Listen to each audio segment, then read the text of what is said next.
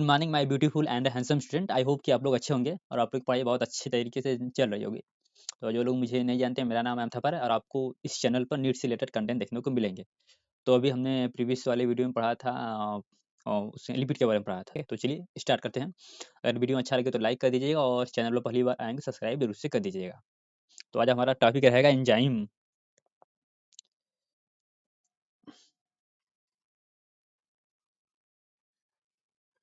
Enzyme काफ़ी अच्छा topic है आज का। ये हो जाएगा ठीक।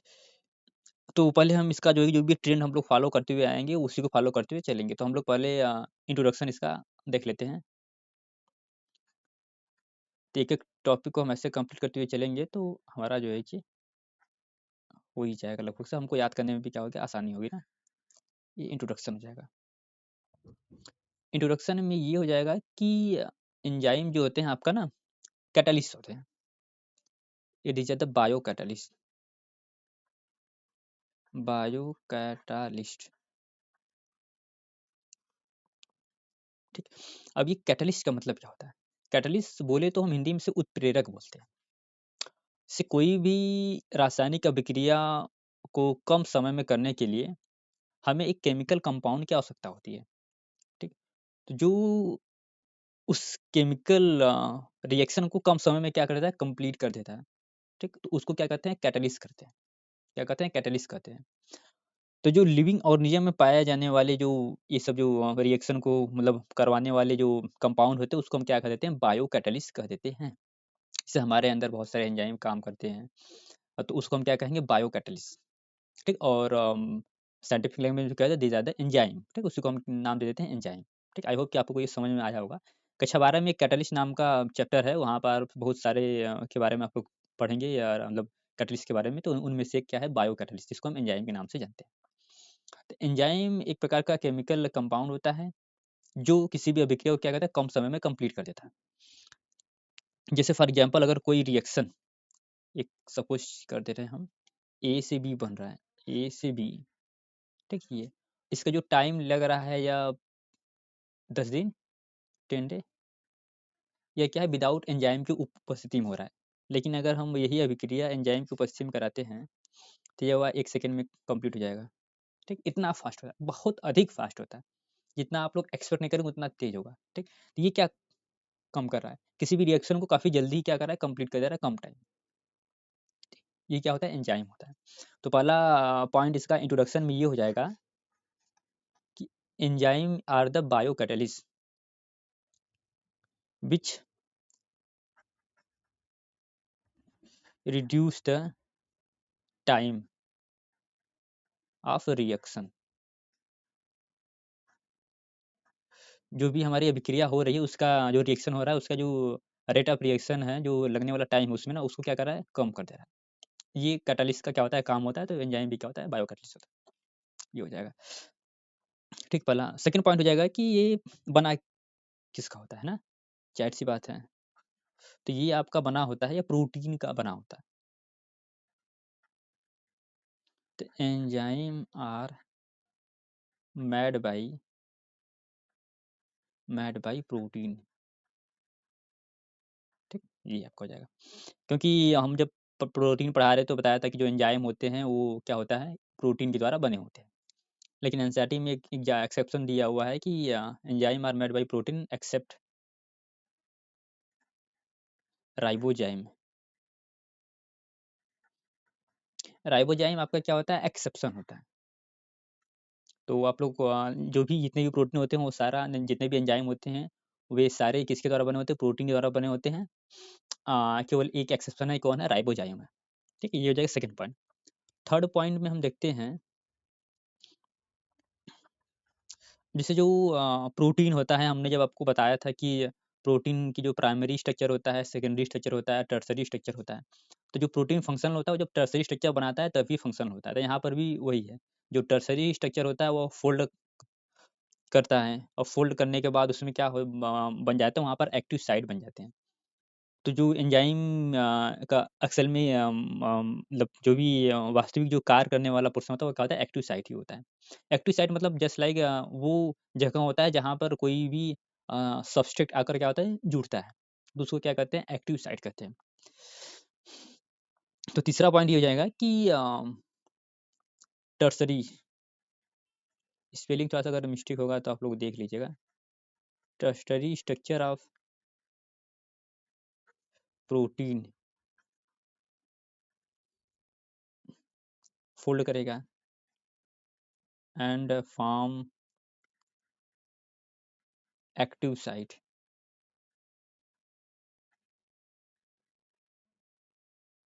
at which substrate start attach।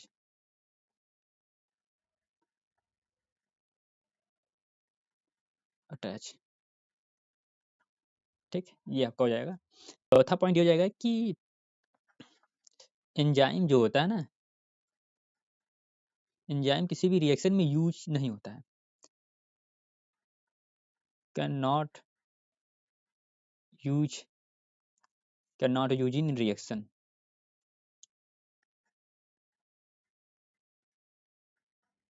जैसे फॉर एग्जांपल तब हम कह रहे हैं कि ए है, ये आपका एंजाइम हो जाएगा। ठीक, ए से बना है बी, प्लस क्या हो जाएगा, एंजाइम हो जाएगा। मतलब एंजाइम किसी भी अभिक्रिया को करवाएगा, लेकिन उस अभिक्रिया को केवल करवाएगा, उसमें यूज नहीं होगा। ठीक, और आखिरी में हमको एंजाइम, ये आप देख रहे हैं एंजाइम हमको प्राप्त हो गया ना। हाँ, तो ये ऐसे होता है कि वह एक सब्सटेंस को उसको दूसरे में चेंज कर देगा और खुद का वैसा ही का वैसा ही रहेगा, उस रिएक्शन में यूज नहीं होगा। ठीक, ये आपका चौथा पॉइंट हो जाएगा। पांचवा पॉइंट आपका एनसीईआरटी में कुछ दिया हुआ है यूं कि ये जो एंजाइम होते हैं ना, एंजाइम होते हैं जैसे कि ऐसे सोच के लिए, जो हमारे कैटलिस्ट होते हैं, जो हम केमिस्ट्री में पढ़ते हैं कैटलिस्ट के बारे में। ठीक, तो एंजाइम उनसे क्या होते हैं, काफ़ी अलग होते हैं। वो जो होते हैं कि हाई टेम्परेचर और हाई प्रेशर पर काम करते हैं, लेकिन जो हमारा एंजाइम होता है वह काम क्या करता है, वो मतलब वह आपका 40 डिग्री सेल्सियस तक काम करता है। उसके बाद क्या होता है, एंजाइम डीनेचर या फिर एक्टिव नहीं रहता, क्योंकि जैसे जैसे हम तापमान बढ़ाते हुए जाते हैं, एंजाइम जो होता है कि एंजाइम किसके बना होता है, प्रोटीन का बना होता है, तो उसके बीच में जो बॉन्ड होता है वो टूटना स्टार्ट हो जाता है, जिस वजह से एंजाइम क्या करता है, काम करना बंद कर देता है। तो ये दोनों में क्या होता है, एक डिफरेंस होता है। जो हमारा कैटलिस्ट होता है, जो केमिस्ट्री में यूज होते हैं बहुत सारे केमिकल रिएक्शन में, हाँ, तो हाई टेम्परेचर हाई प्रेशर पर काम करते हैं, जबकि एंजाइम क्या होता है, लो टेम्परेचर पर जाके काम करता है, मान के चलिए 40 डिग्री तक। ठीक, हो जाएगा। तो लिखिए यहाँ पर कि एंजाइम्स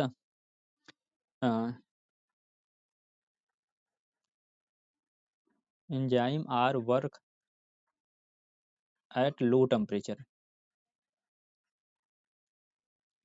40 डिग्री तक एनसीईआरटी में दिया हो, तो इतना आप लोग पढ़ लीजिए। ठीक, एज कंपेयर टू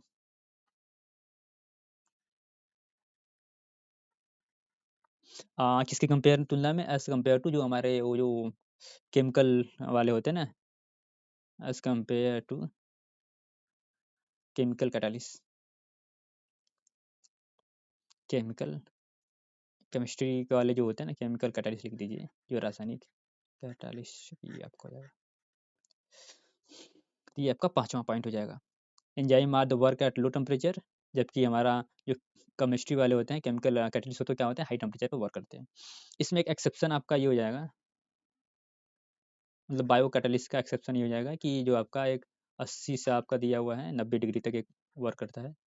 टैप टैक अरे कुछ टैक पॉलीमरेज कहते हैं ना, ये काफ़ी क्या आता है, हाई टेम्परेचर क्या करता है, वर्क करता है, टैक पॉलीमरेज। तो ये आप एक्सेप्शन है, इसको आपको याद जरूर से कर लीजिएगा। ठीक है, क्योंकि जो एक्सेप्शन होता है जनरली वही एग्जाम में क्या होता है, पूछा जाता है। पॉइंट आपका हो जाएगा छठवां वाला, कि एंजाइम जो होते हैं ना, रेट ऑफ रिएक्शन क्यों अधिक हो जाती है। तो इसके पीछे का लॉजिक ये है कि एंजाइम जो होते हैं, एंजाइम, अरे यार थोड़ा सा हमारा राइटिंग नहीं बैठ रहा है यार, I try to, enzyme are reduce the, ये सब के बारे में बाद में डिस्कशन करेंगे। Reduce the activation energy. अभी एक्टिवेशन एनर्जी क्या होता है, जस्ट आप चिल करिए, हम ये बताते हैं। एक्टिवेशन एनर्जी, ठीक, एंजाइम क्या करते हैं, रिड्यूस कर देते हैं, क्या करते हैं, एक्टिवेशन एनर्जी को, जिस वजह से रेट ऑफ रिएक्शन हो जाता है, जिस वजह से, so rate of reaction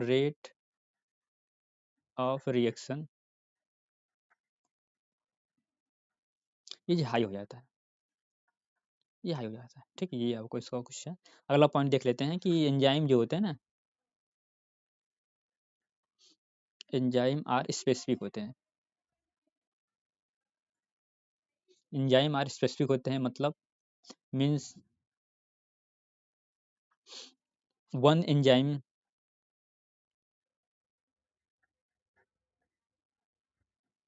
one chemical reaction.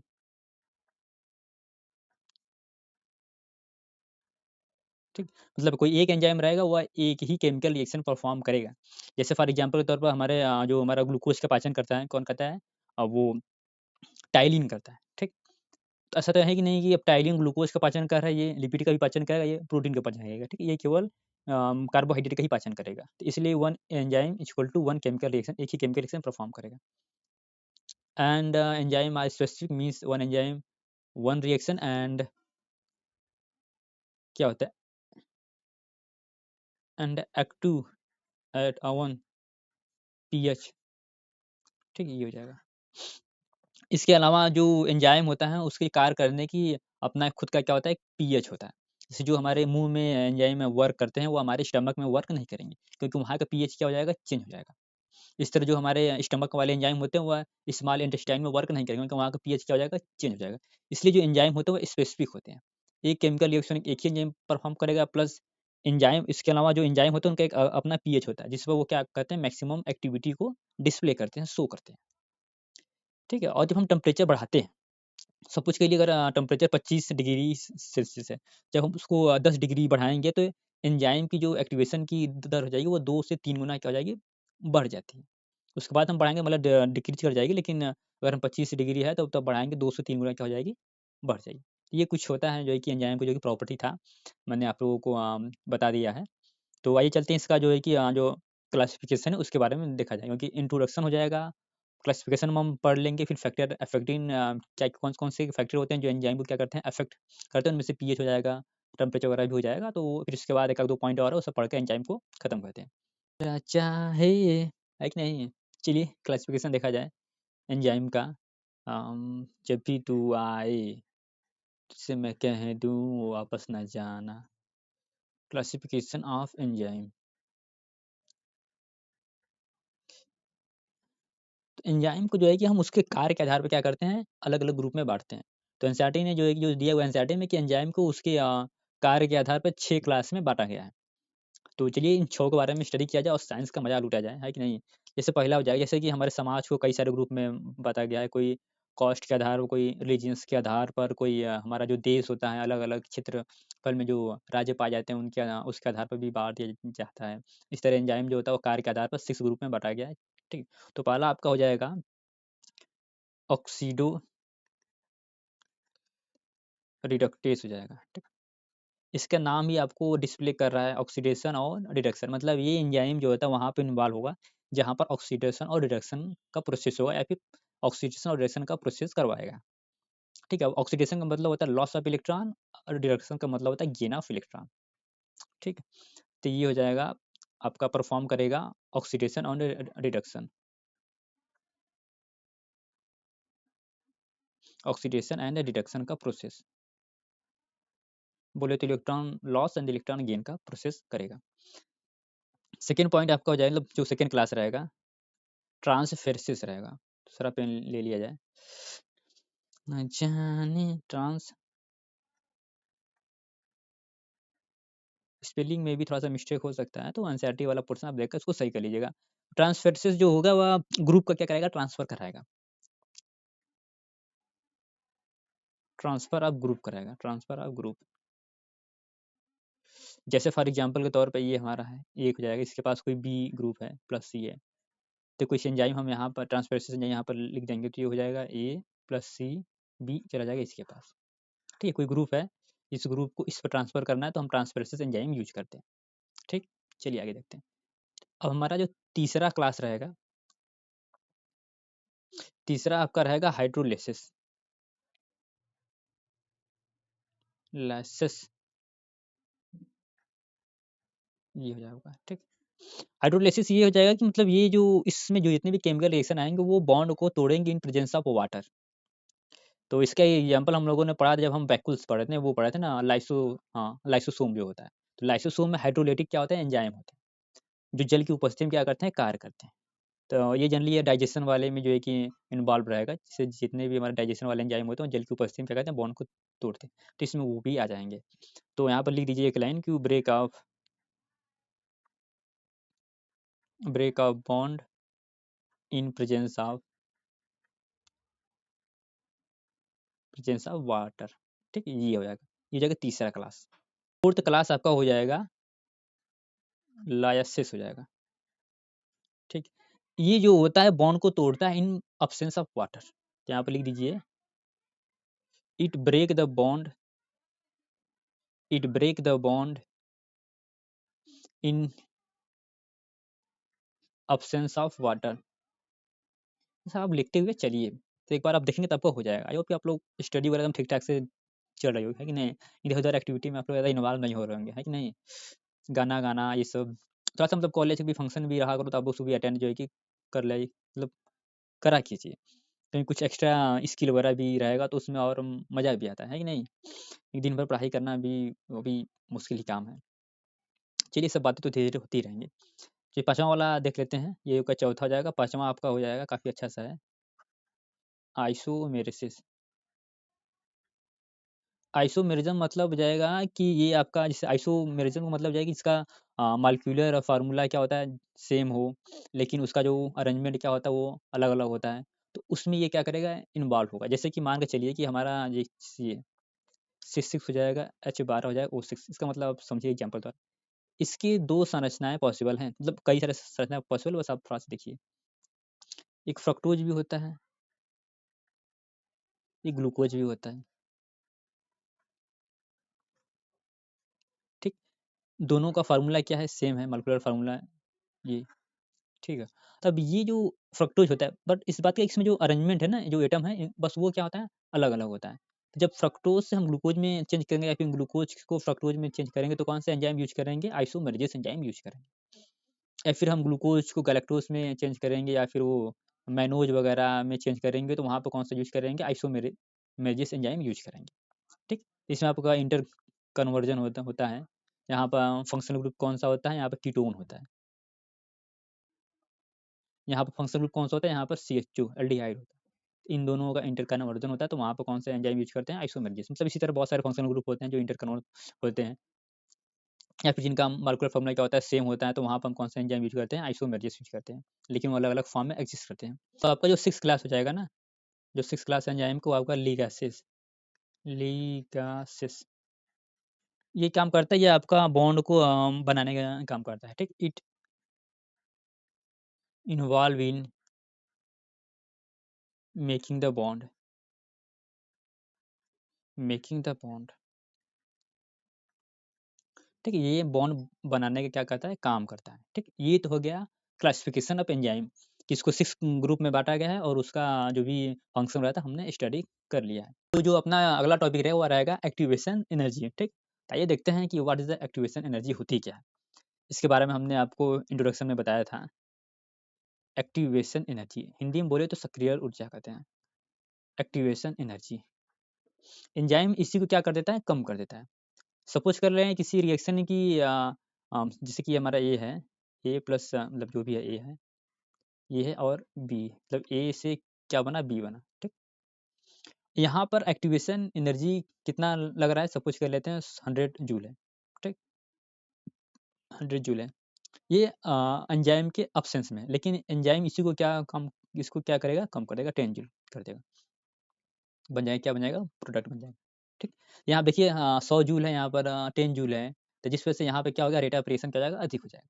ये तो इसको जो है कि हम ग्राफ के माध्यम से समझते हैं कि एक्चुअली में कैसे पॉसिबल है कि नहीं? ये आपका हो जाएगा, एक ग्राफ हो जाएगा, इसको हम वाई एक्सिस मान लेते हैं, इसको क्या मान लेते हैं, एक्स एक्सिस।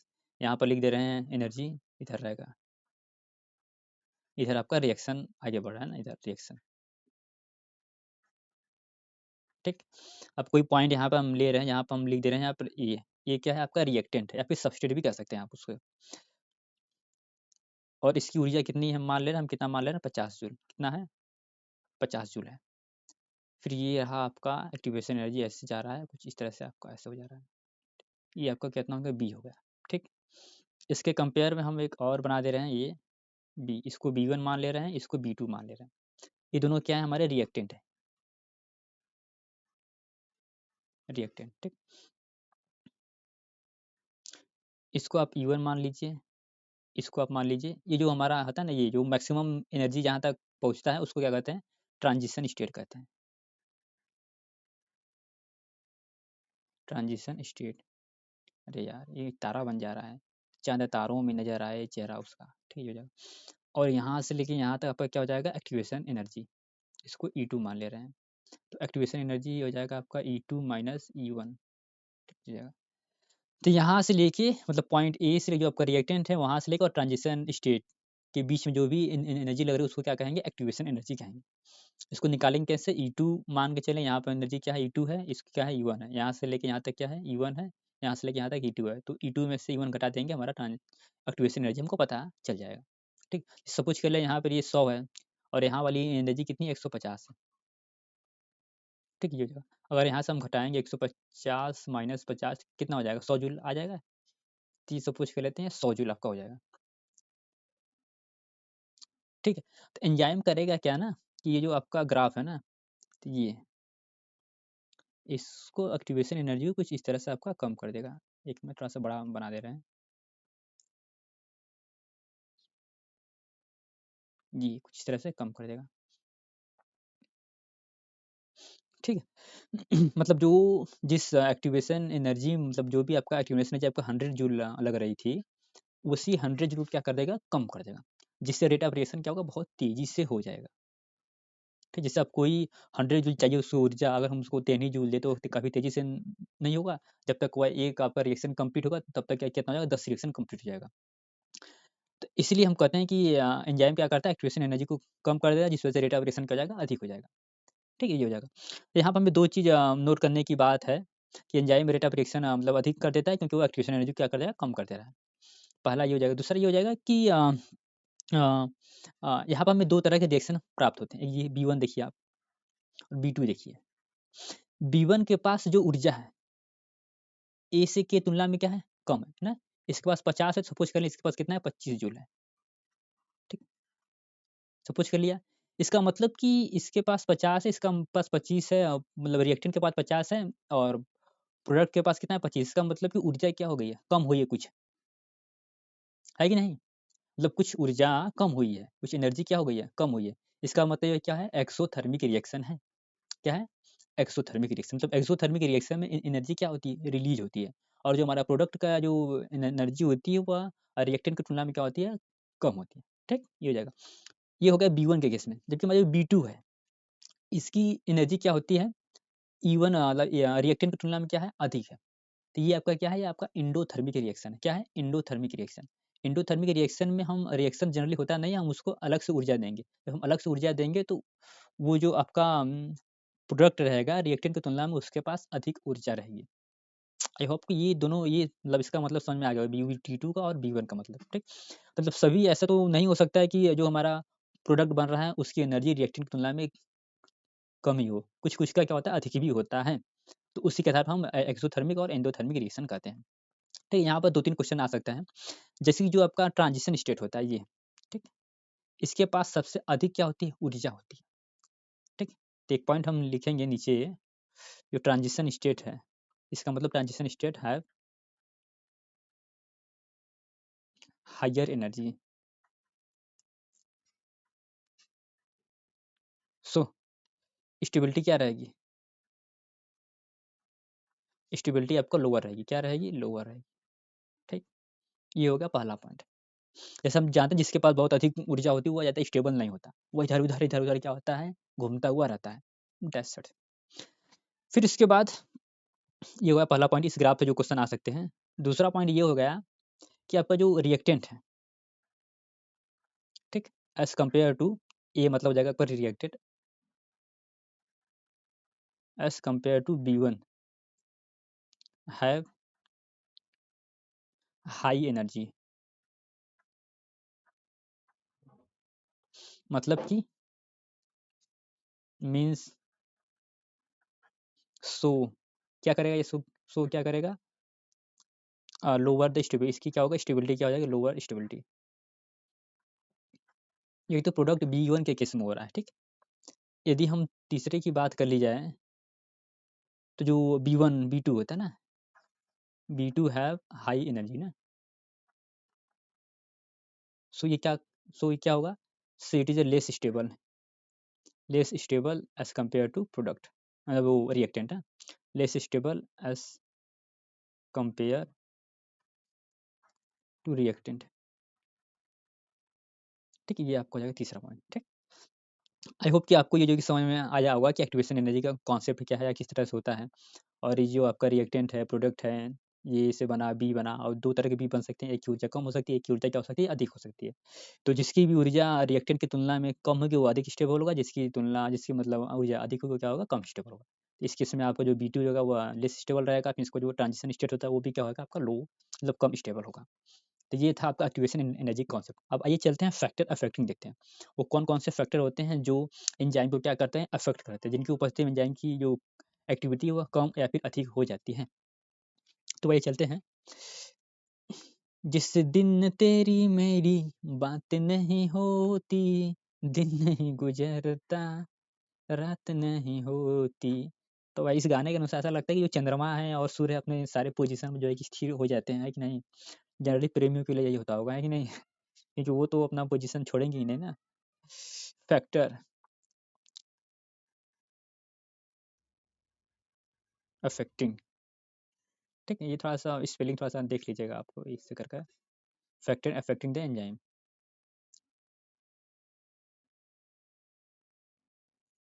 4 फैक्टर होते हैं जो एंजाइम की जो एक्टिविटी होती है उसको क्या करते हैं, अफेक्ट करते हैं। तो पहला आपका हो जाएगा टेम्परेचर, इसके बारे में हम ऑलरेडी थोड़ा बहुत पढ़े थे, टेम्परेचर। सेकंड आपका हो जाएगा pH, already known about pH. Third आपका हो जाएगा सबस्ट्रेट कंसंट्रेशन, सबस्ट्रेट कंसंट्रेशन मतलब जो हमारा रिएक्टेंट होता है उसकी जो सांद्रता होती है वो कितना इफेक्ट करता है। चौथा आपका हो जाएगा प्रेजेंस ऑफ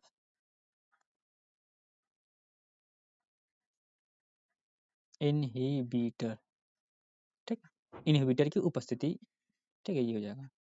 तो आइए इन सब के बारे में एक-एक के बारे में डिस्कशन किया जाए अच्छे से। तो पहला हमारा हो जाएगा, क्या हो जाएगा, टेम्परेचर हो जाएगा, टेम्परेचर,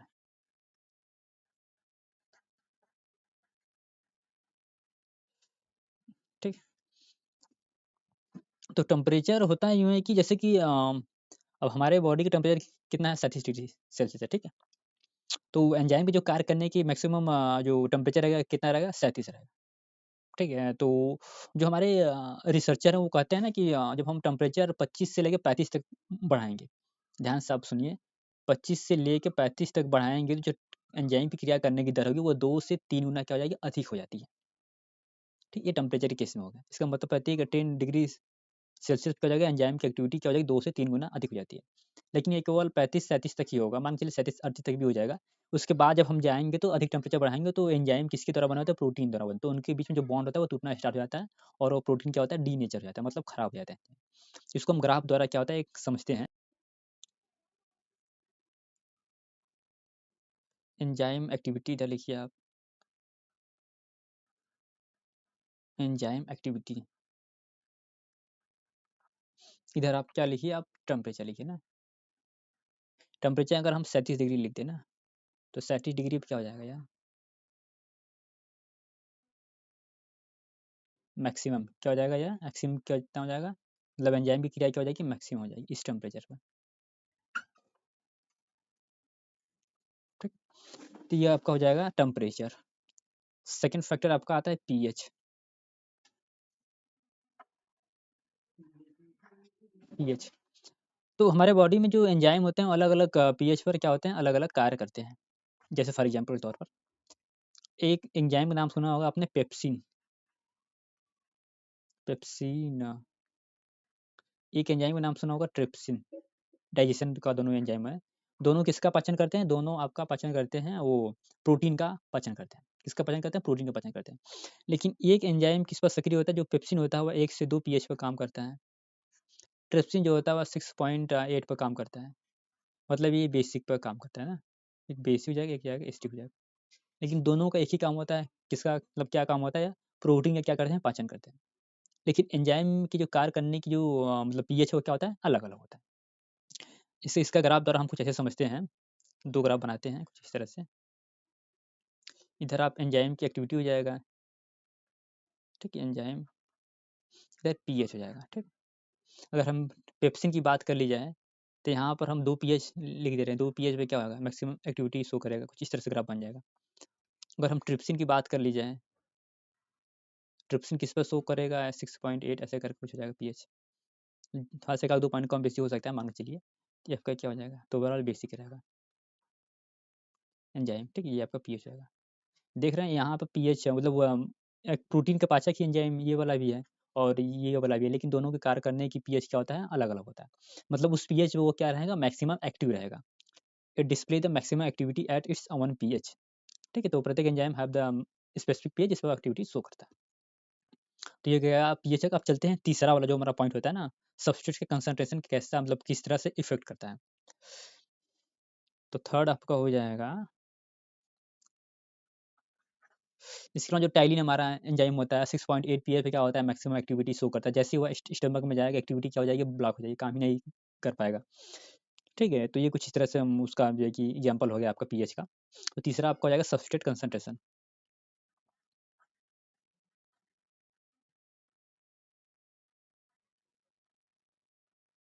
मतलब जो हमारा रिएक्टेंट है उसकी सांद्रता किस तरह से इफेक्ट करती है एंजाइम की जो एक्टिविटी है, तो उसको चलिए डिस्प्ले कर मतलब देखते हैं उसको। इसका मतलब ये हो जाएगा ना कि रिएक्टेंट की सांद्रता क्या है, ठीक? रिएक्टेंट की सांद्रता बोले तो हिंदी में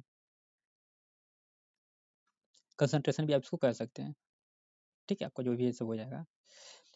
तो जैसे कि सपोज कर लीजिए हमारा कोई एंजाइम है, ठीक है? एंजाइम कोई है, मैंने बताया था कि एंजाइम के पास क्या होते हैं? एक्टिव साइट होते हैं, जहाँ पर आपका सबसे जगह क्या होता है? अटैच होता है, ठीक? सपोज कर लेते हैं आपका एंजाइम कुछ इस तरह से है, ये आपका एक्टिव साइट हो जाएगा, ये आपका क्या हो जाएगा? एक्टिव साइट हो जाएगा, ठीक? मतलब जहाँ पर सबसे जगह क्या होंगे? जुड़ेंगे, ठीक?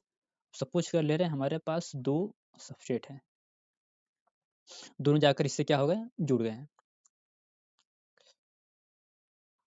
कुछ इस तरह से इसका यस आपका ऐसा जुड़ गया है, मतलब जो भी सपोज कर लीजिए आप यहाँ पर, और ये आपका क्या हो जाएगा? ये सबस्ट्रेट हो जाएगा, ठीक? ये हो जाएगा। अब ये आपका जो एंजाइम या सबस्ट्रेट, इसको हम क्या कहेंगे? इसको हम कहेंगे एंजाइम सबस्ट्रेट कॉम्प्लेक्स बोलेंगे। क्या बोलेंगे? एंजाइम सबस्ट्रेट कॉम्प्लेक्स बोलेंगे, ठीक? पहला पॉइंट हो जाएगा कि जो एंजाइम होता है वह सबस्ट्रेट के साथ जुड़ के क्या बनाएंगे? एंजाइम सबस्ट्रेट कॉम्प्लेक्स बनाएगा। फिर उसके बाद अगला पॉइंट ये रहेगा कि आखिर में जाकर जो हमारा एंजाइम रहेगा वह सबस्ट्रेट के बीच में जो भी बॉन्ड रहेगा उसको क्या करेगा? तोड़ देगा। जब वो सबस्ट्रेट के बीच में बॉन्ड तोड़ देगा तो एंजाइम हमारा कुछ जो कहते हैं वो रिलीज होगा कुछ इस तरह से। देखने में कुछ उस तरह से मला नहीं लग रहा है, लेकिन सपोज कर लीजिए कि एंजाइम मैंने आपको स्टार्टिंग बताया तो ये आपको बताया था कि एंजाइम जो होता है वो किसी भी केमिकल रिएक्शन में यूज नहीं होते। मतलब आप 1 किलो एंजाइम लेंगे तो आपको बाद में 1 किलो एंजाइम मिलेगा वापस, ठीक? तो ये आपका क्या हो जाएगा? एंजाइम हमको मिल गया वापस, प्लस हमको मिल गया सब्सट्रेट। सब्सट्रेट क्या मतलब? ये आपका रिएक्टेंट मिल गया। रिएक्टेंट क्या है? बी। मतलब जो आपका सब्सट्रेट था ये किस में चेंज हो गया? आपका बी में चेंज हो गया।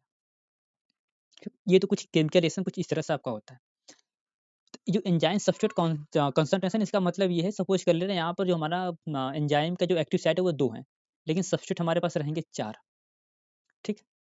सब्सट्रेट रहेंगे 4, तो क्या चारों सब्सट्रेट जाकर एंजाइम के एक्टिव के साइट के साथ जुड़ेंगे? नहीं जुड़ेंगे, क्योंकि 2 के लिए जगह है और 2 ही रहेगा, ठीक? तो कहने का मतलब ये है कि जब हम सब्सट्रेट का कंसंट्रेशन जैसे-जैसे हम बढ़ाते जाएँगे, एंजाइम की जो कार्य करने की दर है या फिर एक्टिविटी ऑफ एंजाइम क्या होगा? वो बढ़ता हुआ जाएगा। लेकिन जब एंजाइम का जो एक्टिव साइट है वो कंज़्यूम हो जाएगा या फिर पूरा यूज़ हो जाएगा, तो रेट ऑफ रिएक्शन क्या हो जाएगा? कांस्टेंट हो जाएगा। तब उसके बाद उसकी रिएक्शन जो रेट ऑफ रिएक्शन है वो नहीं बढ़ेगा, क्योंकि उसके पास कोई एक्टिव साइट नहीं है जहाँ पर जाकर सब्सट्रेट आपका जुड़ सके। फिर उसके बाद जब हमारा प्रोडक्ट बन जाएगा तो फिर से हमारा रेट ऑफ रिएक्शन क्या हो जाएगा? फिर से बढ़ना स्टार्ट हो जाएगा, ठीक? कहने का मतलब ये है कि जितने हमारे पास एक्टिव साइट रहेंगे, उतने ही सब्सट्रेट आकर उससे जुड़ सकते हैं। अगर उससे अधिक सब्सट्रेट लेंगे तो उसके लिए कोई जगह नहीं है। तो रेट ऑफ रिएक्शन पे कोई भी प्रभाव नहीं पड़ेगा, ठीक? ये हो जाएगा। अब सपोज़ कर लेते हैं कि हमारा जो रेट ऑफ रिएक्शन है कुछ इस तरह से है, एंजाइम के पास एक्टिव साइट कितने सपोज़ कर लेते हैं 10 है, हमारा सब्स्टिट्यूट कितना है 2 है, ठीक? ये होगा। तो रेट ऑफ रिएक्शन क्या हो जाएगा? अधिक हो जाएगा। सपोज़ कर ले रहे हैं यहाँ पर 10 है, यहाँ पर क्या है 3 है, यहाँ पर 4 है, कुछ इस तरह से जा रहा है। रेट ऑफ रिएक्शन क्या हो जाएगा? बढ़ रहा है, बढ़ रहा है। यहाँ पर 10 है, यहाँ पर 9 हो जाएगा, ठीक है? ये भी क्या हो जाएगा? इंक्रीज़ हो रहा है। फिर यहाँ पर हम 10 एंजाइम मतलब 10 आपका एक्टिव साइट हो जाएगा प्लस 10 क्या हो जाएगा? सब्स्ट्रेट हो जाएगा, ठीक है? ये हो जाएगा। तो यहाँ पर रेट ऑफ रिएक्शन क्या हो जाएगा? मैक्सिमम रहेगा। क्या रहेगा? मैक्सिमम रहेगा। इसके बाद अगर हम 11 लेंगे सपोज़ कर ले रहे हैं, 11 अगर हम ले 10 ये हमारा होएगा प्लस 11 ये ले लेंगे। लेकिन यहाँ पर तो एंजाइम के पास जो एक्टिव साइट है वो 10 ही है, ठीक है? तो रेट ऑफ रिएक्शन क्या हो जाएगा? बढ़ेगा नहीं, वो कांस्टेंट ही रहेगा, ठीक है? क्योंकि वहाँ पर रिएक्टेंट यूज़ ही नहीं हो रहा है, तो रेट ऑफ रिएक्शन बढ़ेगा नहीं क्योंकि उसके पास एक्टिव साइट ही नहीं है, ठीक है? ये हो जाएगा। तो इसको बताने के लिए आपका एनसीईआरटी में ग्राफ बनाया हुआ है, तो उस ग्राफ को हम देखते हैं अच्छे से, मतलब कोई अच्छा सा ग्राफ है यार। ये आपका ग्राफ है कुछ इस तरह से, यहाँ पर वेलोसिटी लिखा हुआ है, velocity of reaction, velocity of reaction. यहाँ का आपका क्या हो जाएगा? सबस्ट्रेट हो जाएगा, सबस्ट्रेट हो जाएगा, ठीक। द रेट ऑफ रिएक्शन कुछ इस तरह से ऐसे बढ़ रहा है, ऐसे कर ऐसे ऐसे। एक मिनट, थोड़ा सा पेन दूसरा ले ले रहे हैं। ये आपको हो जाएगा, ठीक। वेलोसिटी मतलब क्या हुआ? ये आपका वाई एक्सिस हो जाएगा या एक्स। वेलोसिटी ऑफ रिएक्शन इससे मतलब वाई पर है या सबस्ट्रेट कंसंट्रेशन क्या किस पर है? आपका एक्स एक्सिस पे है, ठीक ये जगह। तो ये जो आप देख रहे हैं ना, जब आपका ग्राफ क्या हो जा रहा है, मतलब वेलोसिटी आपका मैक्सिमम हो जा रहा है, ये पॉइंट, ठीक है, ये वाला पॉइंट। तो इसको कहते हैं वी मैक्स। क्या कहते हैं? वी मतलब इस टाइम जो होता है हमारा वेलोसिटी क्या है? मैक्सिमम है। मतलब एंजाइम अपने पूरी परफॉर्मेंस मतलब पूरी पावर से क्या करे काम कर रही है, तो उसको हम क्या कहते हैं? वी मैक्स के नाम से जानते हैं। ऐसा मैक्स का स्पेलिंग गलत हो जाएगा ना, ठीक है। और जो ग्राफ होता है, ये ग्राफ आपका होता है रेक्टेंगुलर हाइपरबोला होता है ना, इसको आप लोग याद कर लीजिएगा।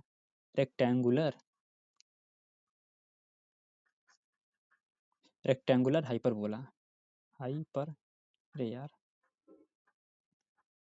मतलब ये पूछ सकता है कि आपका इसमें ग्राफ किस तरह से होता है, तब रेक्टेंगुलर हाइपरबोला होता है, ठीक है। इसके अलावा एनसीईआरटी में एक और दिया हुआ है, आपका यहाँ पे दिया हुआ है कुछ इस तरह से, ये आपको इसको हम के एम कहते हैं। क्या कहते हैं?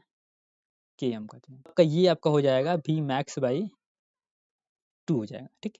ये जो के एम होता है अपना, इस के एम को हम कहते हैं मैकेनिक मेंशन कांस्टेंट कहते हैं। क्या कहते हैं? मैकेनिक मेंशन कांस्टेंट के नाम से जानते हैं। कहने का मतलब ये जैसे कि जब हमारा कंसंट्रेशन जो है ये आधा हो, सपोज कर ले रहे हैं अगर हमारे पास 10 एंजाइम का एक्टिव साइट है, ठीक। अगर 10 एंजाइम के एक्टिव साइट है प्लस 10 क्या है? सबस्ट्रेट है। इसको हम क्या कहेंगे? वी मैक्स के नाम से जानेंगे। क्या कहेंगे? वी मैक्स कहेंगे, नॉट वी मैक्स कहेंगे, ठीक।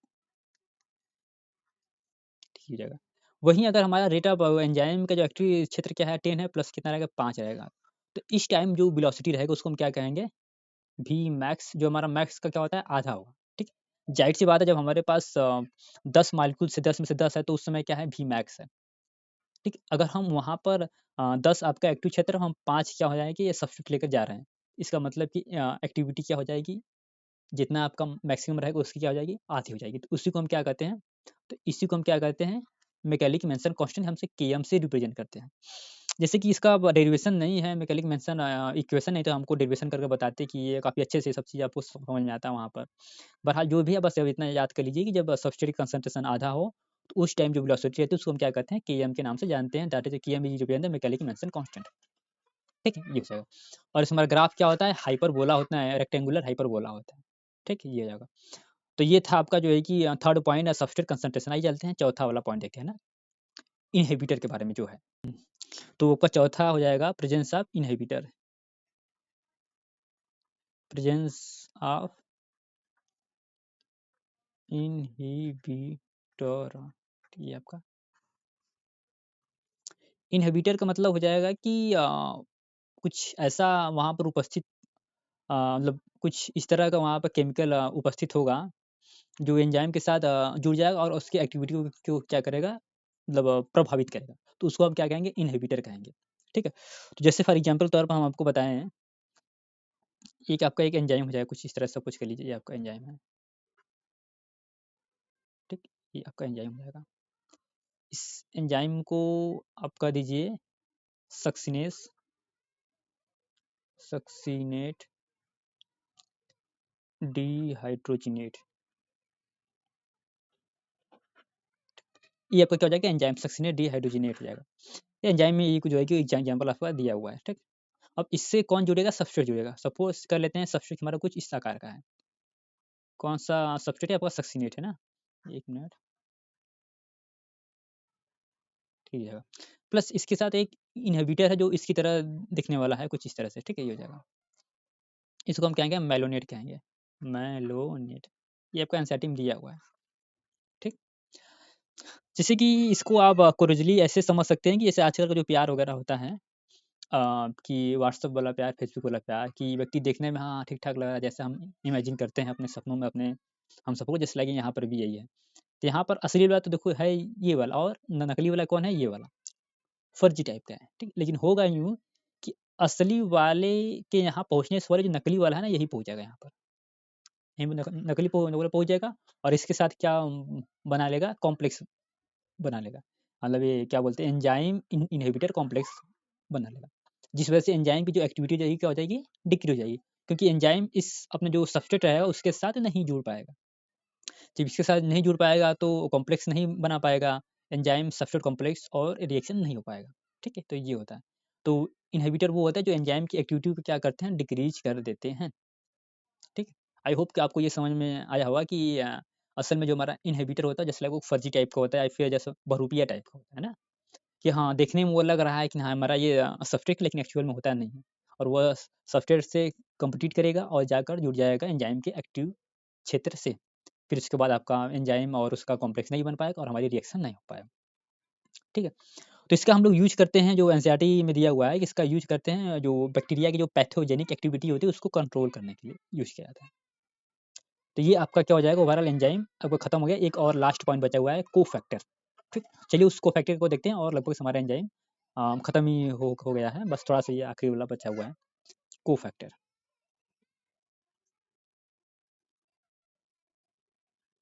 कोफैक्टर एनसीईआरटी के अनुसार जो कोफैक्टर होता है ना, तो कोफैक्टर में आपको प्रोटीन भी उपस्थित होता है और नॉन प्रोटीनियस पार्ट भी उपस्थित होता है, ठीक। तो एनसीईआरटी लिखता है, तो एनसीईआरटी किताब पढ़ने का मजा ही कुछ और है। लिखता है कि ये इसमें जो है तो प्रोटीन वाला भाग भी उपस्थित होता है, प्रोटीन प्लस नॉन प्रोटीनियस भाग, नॉन प्रोटीन पार्ट, ठीक। ये आपको हो जाएगा। जो आपका प्रोटीन वाला पार्ट होता है इसको हम क्या कहते हैं, एपो एंजाइम। ऐसा एनसीईआरटी में क्या है, मेंशन है, एपो एंजाइम। ये आपका एपो एंजाइम हो जाएगा, ठीक है। और जो नॉन प्रोटीनियस पार्ट होता है इसको हम क्या कहते हैं, कोफैक्टर कहते हैं। क्या कहते हैं, कोफैक्टर, कोफैक्टर कहते हैं, ठीक। असल में जो कोफैक्टर होता है इसी की वजह से जो हमारा ये एपो एंजाइम होता है वही क्या होता है, कार्य करता है। अगर हम कोफैक्टर को हटा दें तो एपो एंजाइम जो कार्य करने की जरूरत है वो खत्म हो जाएगा। अब एनसीईआरटी में जो आपको कोफैक्टर इसको 3 भागों में बाँटा गया है। एक आपका हो जाएगा प्रोस्टैटिक्स, प्रोस्टैटिक ग्रुप हो जाएगा। सेकंड आपका क्या हो जाएगा, एक आपका थर्ड आपका हो जाएगा मेटल आयन।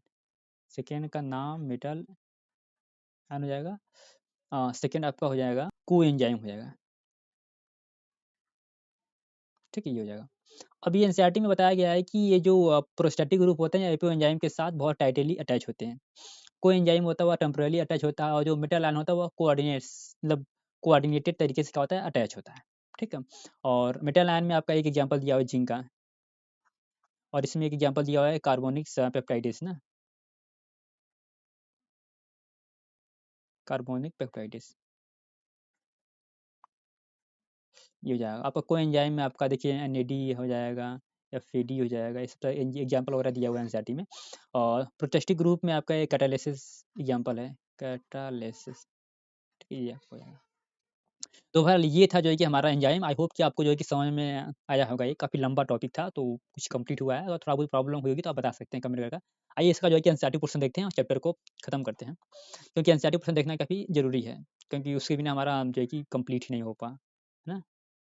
सुबह उसके बिना कंप्लीट नहीं होगा। जैसे कि हमारा सुबह किसी के एसएमएस के साथ खुलता है, तो उसी तरह हम एनसीईआरटी नहीं पढ़ेंगे तो हमारा जो है कि नहीं कंप्लीट होगा चैप्टर। तो चलिए देखते हैं। यहाँ देखिए लिखिए, अब पहला पॉइंट इसमें लिखा गया है कि ऑलमोस्ट आर एंजाइम क्या होते हैं, प्रोटीन होते हैं। ये ऑल एंजाइम आर प्रोटीन होता है, ठीक। एक को लेके एक्सेप्शन दिया हुआ, दैट इज अ राइबोजाइम। ठीक है, ये हो जाएगा। जैसे कि प्रोटीन इसमें क्या होता है, जैसे टर्सरी स्ट्रक्चर होता है और यही क्या करता है, एक्टिविटी करता है। मतलब इसका मतलब ये नहीं कि आप सेकेंडरी स्ट्रक्चर लीजिए प्रोटीन का, उससे आप एंजाइम बनाइए, उसको ही आपको कार्य करने के लिए, तो वो कार्य नहीं करेगा। जब तक टर्सरी स्ट्रक्चर नहीं बनेगा, टर्सरी स्ट्रक्चर बनेगा तो उसमें क्या एक्टिव साइट बनेगा, एक्टिव साइट बनेगा तो एंजाइम क्या करेगा, काम करना स्टार्ट करेगा। देखिए बैकबोन करता है, जो प्रोटीन फोल्ड करता है, प्रोटीन फोल्ड करेगा and to form the pocket like संरचना बनाएगा, और इस पॉकेट लाइक संरचना में क्या होता है, आपका एक्टिव साइट होता है, एक्टिव साइट। और एक्टिव साइट वहाँ पर वो होता है जहाँ पर सबस्ट्रेट जाकर क्या होता है, जुड़ता है, फिट होता है। ठीक है जी, आपको हो जाएगा। This enzyme through the their active site catalyse reaction at high rate. ठीक है, इस वजह से जो हमारा कैटालिस रिएक्शन, तो रेट ऑफ रिएक्शन क्या होता है, हाई होता है। जो हमारा एंजाइम होता है ना, देखिए यहाँ पे द एंजाइम जो कैटालिस्ट होता है वो आपका इनऑर्गेनिक कैटालिस्ट क्या होता है, अलग होता है। क्यों अलग होता है, क्योंकि जब आपका इनऑर्गेनिक कैटालिस्ट होता है वो हाई टेम्परेचर पर काम करता है, high temperature and high pressure. जबकि एंजाइम जो होता है वो काम करता है 40 तक, क्या करता है, काम करता है, इसके ऊपर क्या हो जाएगा, वो डैमेज हो जाएगा, देखिए gate damage at high temperature. ठीक है, लेकिन जबकि एक हमारा वो एंजाइम होता है जो 80 से 90 तक काम करता है, उसको क्या कहते हैं, टैग पॉलीमरेज एंजाइम कहते हैं। इसमें दिया हुआ तो नहीं रखता है हमको। ठीक है, जैसे जो बैक्टीरिया वगैरह होते हैं उसमें कुछ एंजाइम वगैरह पाए जाते हैं, जो आर्की बैक्टीरिया होते हैं ना, जो एक्सट्रीम कंडीशन में पाए जाते हैं, तो उनके अंदर ये जनरली पाया जाता है। केमिकल रिएक्शन,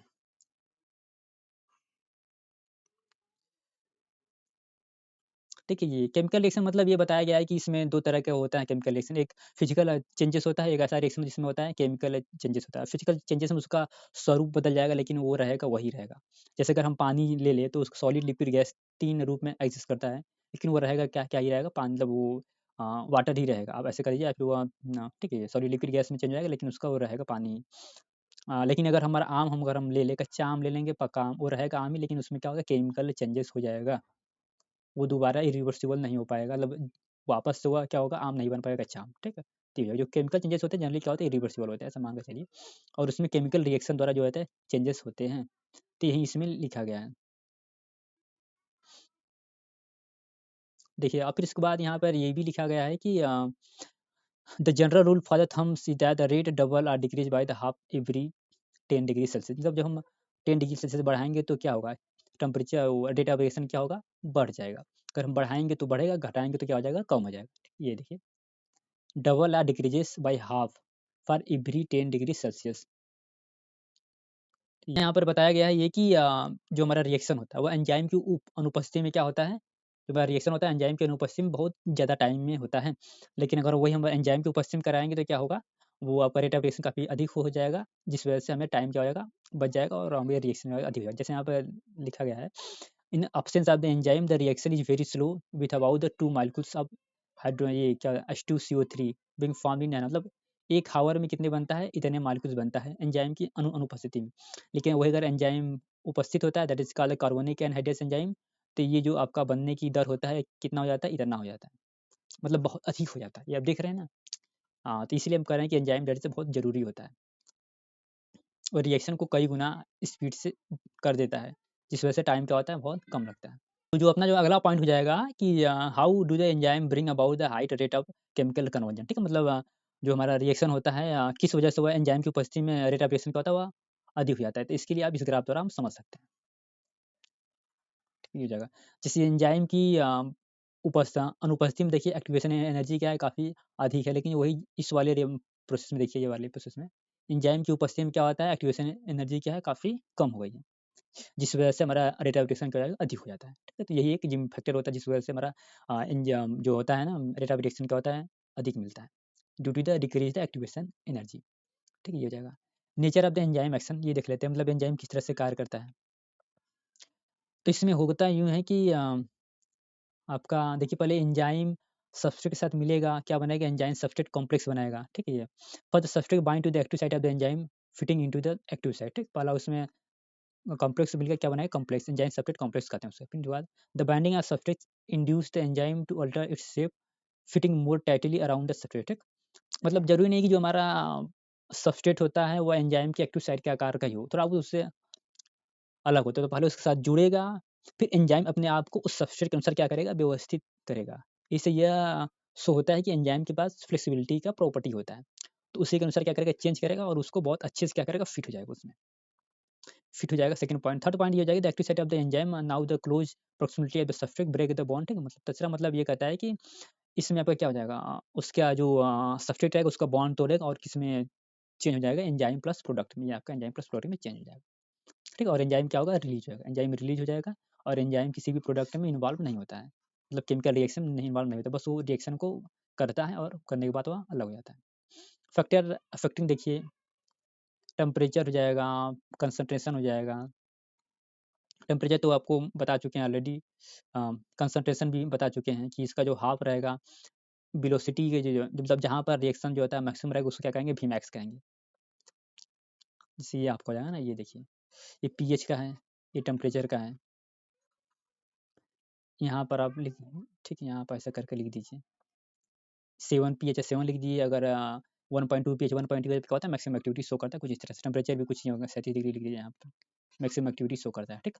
और जो यहाँ पर मैक्सिमम एक्टिविटी शो करते हैं उसको कहते हैं वीमैक्स कहते हैं, ठीक हो जाएगा। लेकिन हम जब सॉफ्टवेयर को आधा कर देते हैं तो, ठीक, तो जो वीमैक्स को, तो जो हमारा वीमैक्स रहेगा वो क्या रहेगा, आधा हो जाएगा, मतलब 1/2 से, मतलब 2 से डिवाइड कर देंगे, तो उसको हम क्या कहेंगे, केएम्स के नाम से जानेंगे। मतलब जब सब्सट्रेट का कंसंट्रेशन आधा रहेगा तो इसकी जो मैक्सिमम स्पीड रहेगी वो क्या हो जाएगी, आधी हो जाएगी।